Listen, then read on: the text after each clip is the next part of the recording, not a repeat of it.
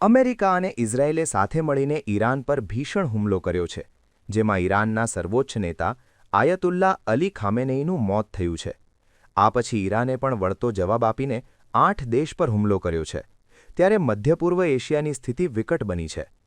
યુદ્ધને લીધે ઈરાન હાલ ચર્ચામાં છે. ત્યારે તમને ખબર છે કે ઈરાનનું જૂનું નામ શું હતું? ઈરાનનો ઇતિહાસ સમૃદ્ધ અને વૈભવી છે. ઘણા દેશો પોતાના નામ બદલે છે, પરંતુ લોકો પોતાના જૂના નામ ભૂલી શકતા નથી. આ પાછળ ઘણા કારણો છે. આવી જ રીતે ઈરાન, જે મધ્ય પૂર્વમાં સ્થિત એક મોટો દેશ છે, તેની ઉત્તરમાં કેસ્પિયન સમુદ્ર અને દક્ષિણમાં પર્શિયન ગલ્ફની સરહદ છે. તહેરાન ઈરાનની રાજધાની છે.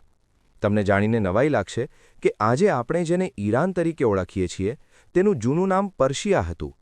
આ નામ ઈરાનના એક પ્રાચીન પ્રદેશ પાર્સ પરથી આવ્યું હતું. આ નામ હજારો વર્ષો સુધી પ્રચલિત રહ્યું, પરંતુ 1935માં ઈરાનના તત્કાલીન રાજા રેઝા શાહ પહેલવીએ સત્તાવાર રીતે માંગ કરી હતી કે દેશને ઈરાન નામથી ઓળખવામાં આવે, જેનો અર્થ આર્યોની ભૂમિ થાય છે. તેમ છતાં આજે પણ ઈરાનમાં ઘણી જગ્યાએ પર્શિયા નામ સાંભળવામાં આવે છે. એટલું જ નહીં, ઈરાનને પર્શિયા ઉપરાંત ફારસ તરીકે પણ ઓળખવામાં આવે છે.